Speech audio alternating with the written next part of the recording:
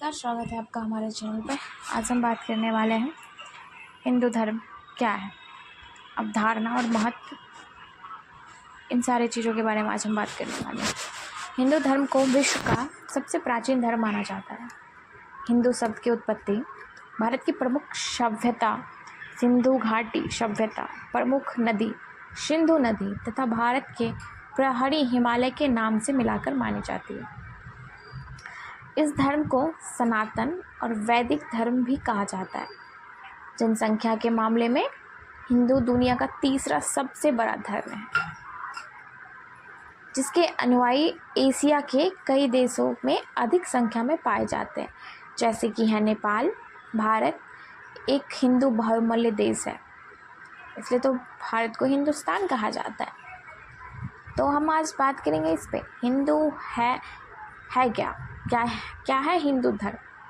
तो आज हम बात करने वाले हिंदू धर्म क्या है, मान्यता। तो अब बात करते हैं धार्मिक मान्यताओं के अनुसार इस धर्म की उत्पत्ति मानव की उत्पत्ति के पूर्व हुई थी, परंतु विद्वान के अनुसार इस धर्म का प्रारंभ स्वयं भू जो मनु के काल में हुआ था। मनु, हालांकि ऐतिहासिक जो है वो साक्ष्यों के अनुसार इस धर्म की उत्पत्ति का इतिहास सिंधु घाटी सभ्यता से पूर्व माना जाता है, लेकिन 15,000 ईसा पूर्व इस धर्म की उत्पत्ति हुई थी। और हिंदू धर्म की स्थापना किसी एक व्यक्ति विशेष ने नहीं की है। कहते हैं कि जिन्होंने ऋग्वेद की रचना की, उन ऋषियों और उनकी परंपरा के ऋषियों ने इस धर्म की स्थापना की, जिनमें ब्रह्मा, विष्णु, शिव, अग्नि, आदित्य, वायु और अंगिरा का नाम प्रमुखता से लिया जाता है, जो कि प्रमुख रूप से जो इनका नाम मेन में होता है।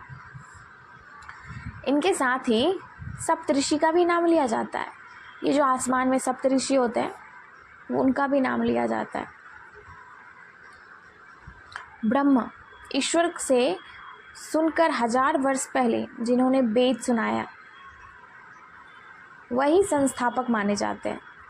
हिंदू धर्म का विकास वेद की वाचिक परंपरा का परिणाम है। ब्रह्मा और उनके पुत्र सप्तऋषि बृहस्पति ऋषि, पराशर, वेदव्यास से लेकर आदि शंकराचार्य तक इस धर्म का निरंतर परिवर्तन और विकास होता रहा है।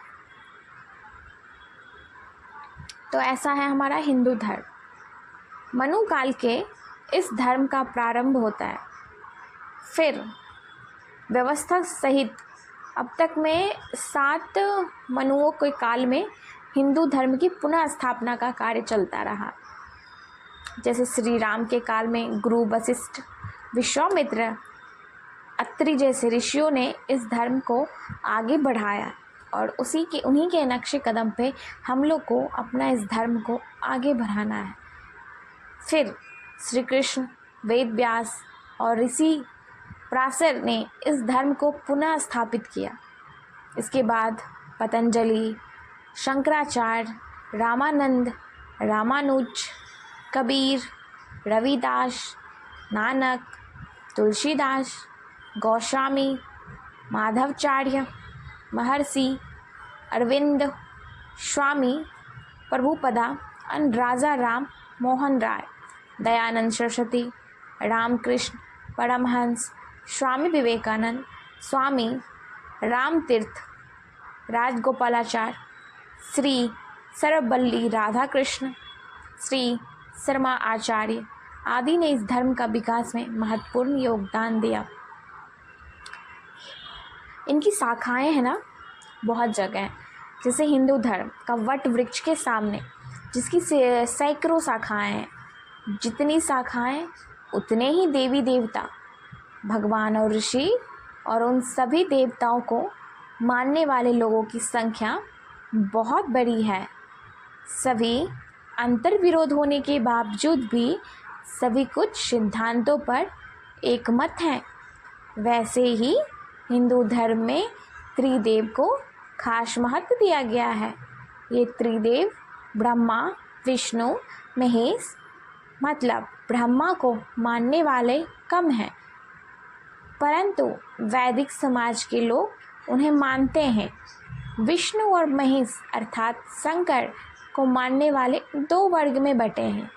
पहला वैष्णव तथा दूसरा शैव। दोनों ही संप्रदाय के देवी और देवता भिन्न हैं और इनकी पूजा पद्धति भी भिन्न है। देवियों को पूजन वाले का शाक्त संप्रदाय का माना जाता है। पंचदेवों अर्थात सूर्य, विष्णु, दुर्गा, गणेश और शिव की पूजा करने वाले स्मार्त संप्रदाय का माना जाता है। उक्त संप्रदायों के कई उप संप्रदाय भी हैं। वैष्णव संप्रदाय के अंतर्गत ही विष्णु के अवतार की पूजा होती है, जैसे श्री राम और श्री कृष्ण सहित 24 अवतार की पूजा होती है। इसी तरह शिव, दुर्गा और देवी और देवताओं के अवतार हैं। अब हम अगले वीडियो में बात करेंगे विष्णु शिवा के बारे में। धन्यवाद।